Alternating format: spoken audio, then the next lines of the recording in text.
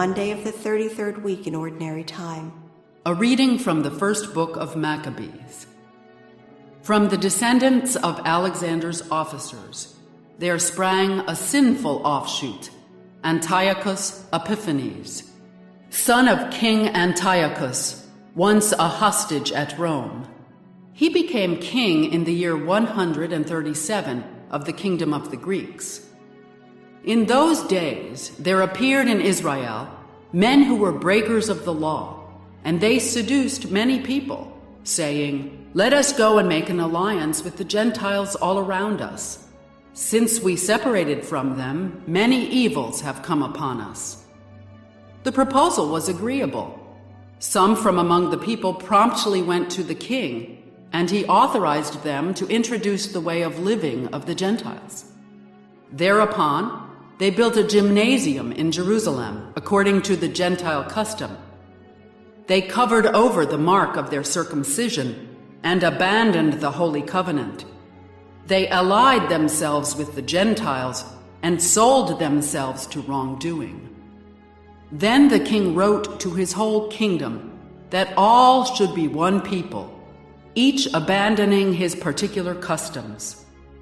All the Gentiles conformed to the command of the king, and many children of Israel were in favor of his religion. They sacrificed to idols and profaned the Sabbath.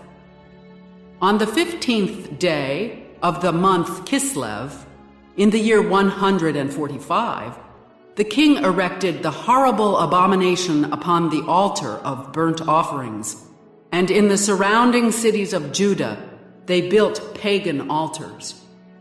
They also burned incense at the doors of the houses and in the streets. Any scrolls of the law which they found, they tore up and burnt. Whoever was found with a scroll of the covenant, and whoever observed the law, was condemned to death by royal decree. But many in Israel were determined and resolved in their hearts not to eat anything unclean. They preferred to die rather than to be defiled with unclean food, or to profane the Holy Covenant. And they did die. Terrible affliction was upon Israel. The word of the Lord. The responsorial psalm.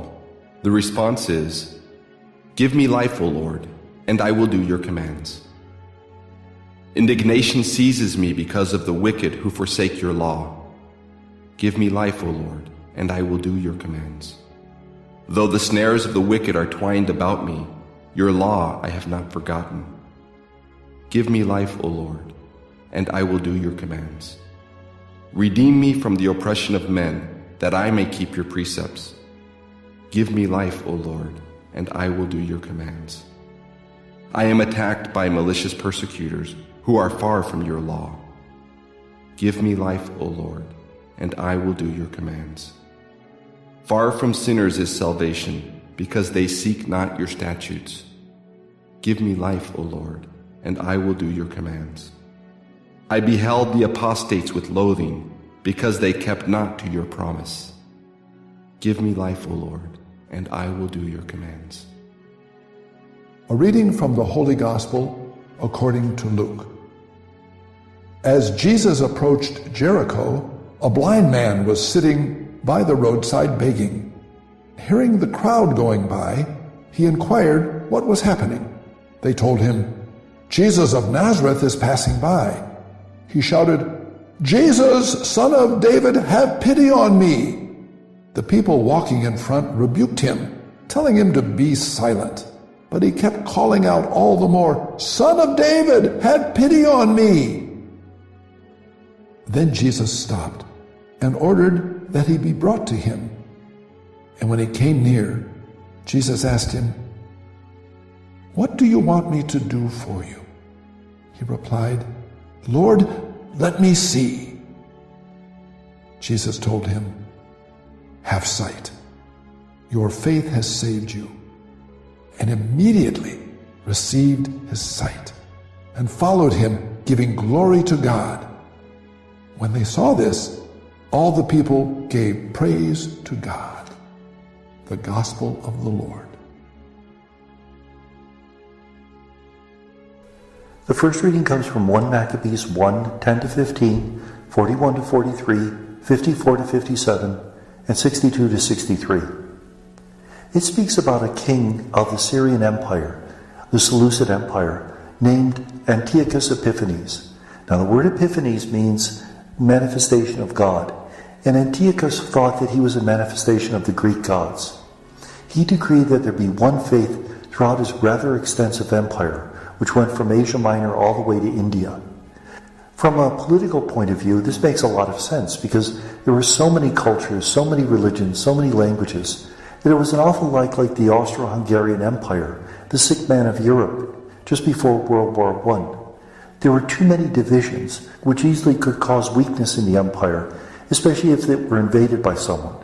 So Antiochus decrees that everybody should belong to the Greek faith, speak Greek, and all of the local customs of religion should be abolished. Will that include those customs of the Jewish people, circumcision, the law, etc.? People were forced to eat pork. People were forbidden to circumcise their children. They were encouraged to exercise in the gymnasium, which was something abhorrent to Jews because one exercised naked, and that was considered to be an abomination. The Jewish people were being persecuted for who they were. What was worst about it is that a lot of Jewish people went along with this. They saw it as a modernizing of their faith, as just sort of trying to fit in the larger society. There will be a group of people, however, led by Mattathias and his sons, who will fight against this syncretism. The Gospel is from Luke 18, 35 to 43. Jesus is approaching Jericho, and a blind man cries out, "Jesus, Son of David, have pity on me." Now it's interesting, Jesus passes through Jericho right before he arrives in Jerusalem. This is right before Palm Sunday.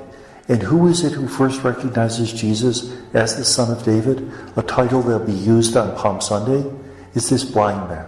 He continues to shout out that he needs help, and the disciples try to quiet him down because he's causing a ruckus.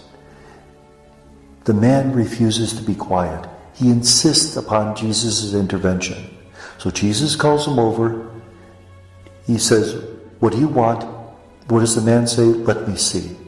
Jesus responds, "Your faith has saved you." Notice in this text, Jesus does not say your faith has healed you. It has saved you. The man receives his physical sight, but also his spiritual sight, because he trusted in the goodness of God. He trusted that Jesus was God's messenger. We could easily learn from this idea of the insistence of this man. It's very much what we heard in that parable about the widow and the evil judge. The woman insisted on her rights, and the evil judge gave in. In this case, the blind man insists on being healed, and he's healed. The idea that in our prayers, we should even be a bit forceful. We should storm the heavens when we truly need something. Of course, we're always ready to surrender to God's will if that which we ask is not given us. But we should say what is needed. And may God bless us.